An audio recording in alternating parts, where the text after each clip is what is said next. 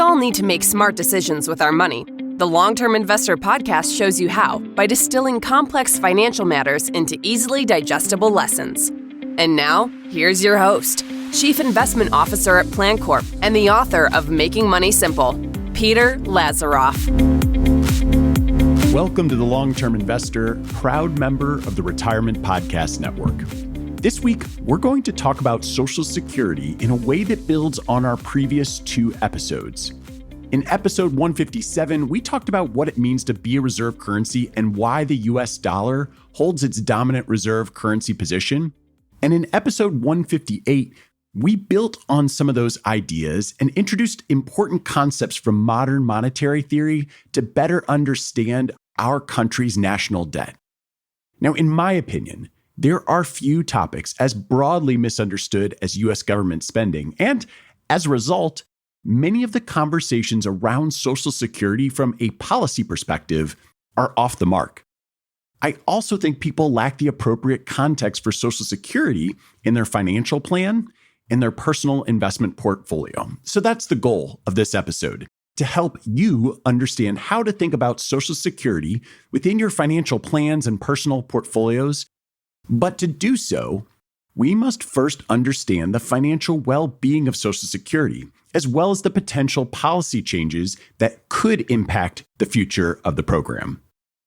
President Franklin D. Roosevelt signed the Social Security Act in 1935 as part of a system he believed could provide financial security for everyone in the country, and as he put it, from the cradle to the grave.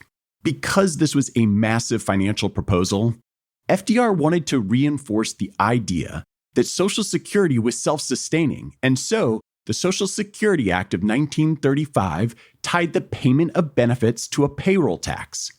We are all familiar with the FICA line on our paychecks, which, by the way, stands for Federal Insurance Contributions Act, and most people think of Social Security benefits as being funded purely from the revenue that payroll tax generates. In the Social Security Act amendments of 1939, FDR established a trust fund that invests the revenue from the FICA tax that isn't needed to pay out benefits in any given year, and that money gets invested into U.S. Treasuries. This further reinforces the idea that payroll taxes from working people, rather than the federal government as a whole, are supplying the cash that keeps Social Security afloat. The other notable component of the 1939 legislation was the establishment of a board of trustees tasked with projecting out Social Security's fiscal solvency 75 years into the future. Now, I've had countless guest interviews and solo episodes on points making it clear that we as a species are bad at predicting the future. It's hard enough to predict what will happen 1 year from now or 10 years from now, but I think we all need to take a moment to realize that a 75-year projection on things like population growth, the number of people working, changes in wages, economic growth, inflation, etc., that's a lot to predict. These predictions also create unnecessary political frictions, as current reserves within the trust for Social Security are projected to run out by 2035. And herein lies the mistake FDR made. He hoped that people seeing the money available to pay benefits would make the Social Security program more politically viable. However, everyone can, quote, see today that the money isn't there. And while the existing surplus FICA withholdings that are credited to those trust funds will keep the system together for a while, eventually the fund accounts will be empty. And once the trust fund accounts are empty, benefit cuts will be triggered. But not because the government can't afford the payments. No. It's because Congress wrote a law that says it will not pay full benefits if the balances of the trust funds ever fall below zero. In other words, we do not lack the financial ability to pay, but the legal authority to pay. This is where listening to the prior episode on the U.S. national debt could be helpful, because as we've already established in that episode, the United States government can always pay its bills because they can simply print as much money as they need. Deficits and the national debt don't really matter because the risk of default is effectively zero when you can print your own money. The real risk of printing too much money is inflation. But more on that when we get to talking about financial planning and personal investing implications. So Congress could fix Social Security's solvency problem by simply rewriting the law. Why haven't they done so? Well, to date, most politicians seem to think that the best way to preserve the program is to shore up the trust funds so that the 75-year projections can show it as fiscally sustainable. But they could simply write the law the way Medicare law is written. Within Medicare, there are two trusts, one for supplementary medical insurance and another for hospital insurance. Now, while the hospital insurance, that trust faces long-term financing shortfalls, the projections for the supplementary medical insurance, aka Medicare Parts B and D, remain healthy because it has the legal authority to pay full benefits if the trust funds are ever exhausted. And it's really that simple. Social Security should only be considered at risk of insolvency because the government hasn't yet committed to making the payments. Because all we ever hear is that, quote, Social Security is going broke, end quote. Most people don't realize that the choice to fix the problem is really just a political one and not an economic one. So what are some of the potential changes to Social Security on the horizon?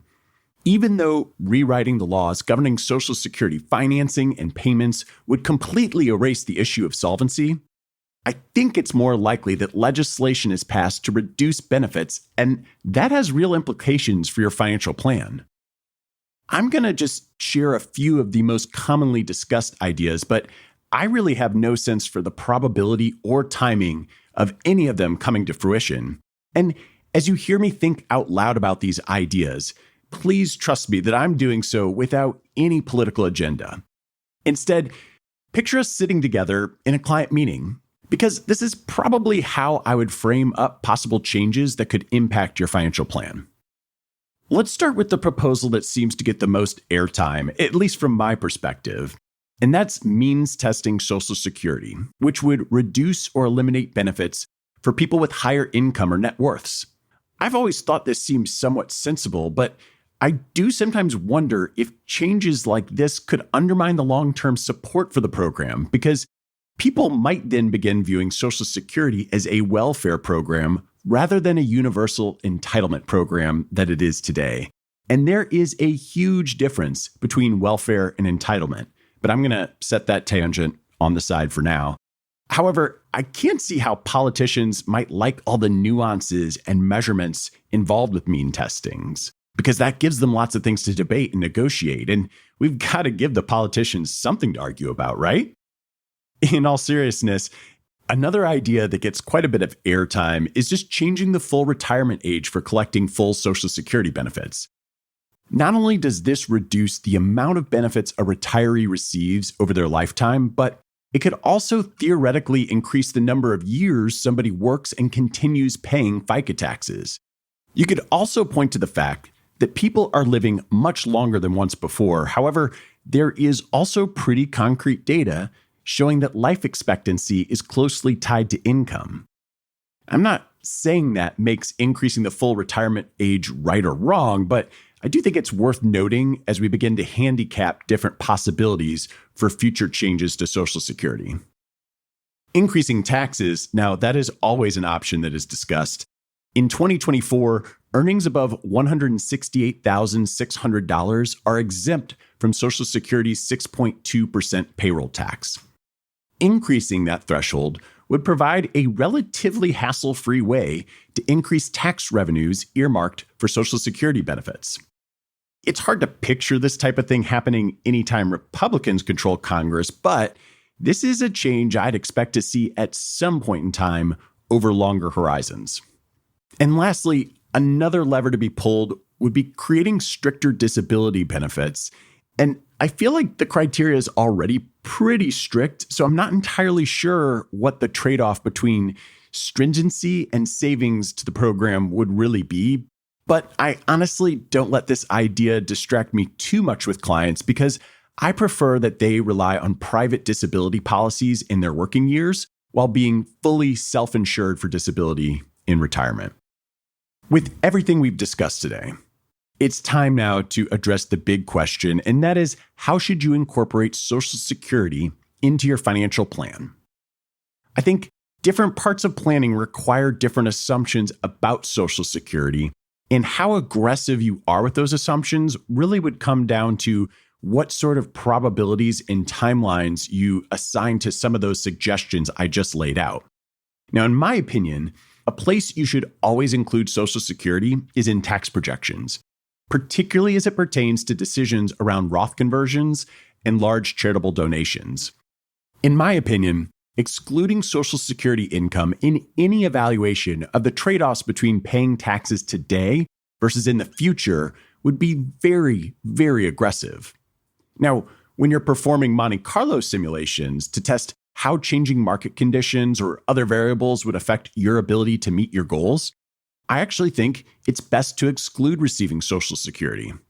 If you aren't familiar with the Monte Carlo analysis, it's when you run assumptions about all your future inflows and outflows through a series of randomized return streams that uses another set of assumptions regarding the returns, volatility, and correlation of different investments.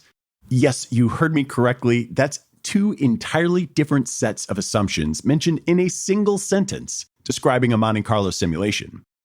I think everybody who has gone through one of these before knows that a Monte Carlo isn't supposed to be a crystal ball, but rather act as a framework for making decisions about things in life, such as your asset allocation, when to retire, how much you can afford to spend, that sort of thing. But by assuming you'll receive no Social Security payments in your base case scenario, you create a lot more conservative of a framework from which to make decisions. Now, even though I feel fairly confident that everyone will receive some form of Social Security payments, I feel really strongly that this is the best way to run a base case. And that's the great thing about Monte Carlos, is that you can run lots of iterations off that base case. For example, I've come across a number of people in their 50s who are thinking about retiring before the age of 60, or maybe in their early 60s. And so the base case might give them a little bit of confidence, but not necessarily all the confidence they need to pull the trigger on an early retirement. But when you add back in Social Security, it ends up boosting the results and often gives people the necessary confidence they need to retire early. And I personally think it's very, very reasonable for people in their 50s to expect some form of Social Security payments. Now, the other thing that Social Security is going to impact in your Monte Carlo analysis, whether you include it or not, might be your asset allocation. But honestly, I don't think it would be that material. I don't think you're going to own more stocks or more bonds simply based on whether or not Social Security payments are coming to your bank account. I also don't really think in your portfolio there's a material one-to-one impact from the current solvency of Social Security trust accounts or potential changes to the Social Security program that could allow you to implement a trade of sorts. As I discussed last episode when we dove a little deeper into modern monetary theory, inflation is a risk of overspending. And typically in your portfolio, stocks are going to be the best long-term hedge against inflation. Unexpected bouts of inflation, it's really something that would require the type of hedging trade as opposed to long-term investment to really offset it. And the timing would have to be right. Otherwise, you would be sitting there with a losing position more often than you'd be sitting there with a winning position. And any sort of timing trade is obviously going to be very difficult.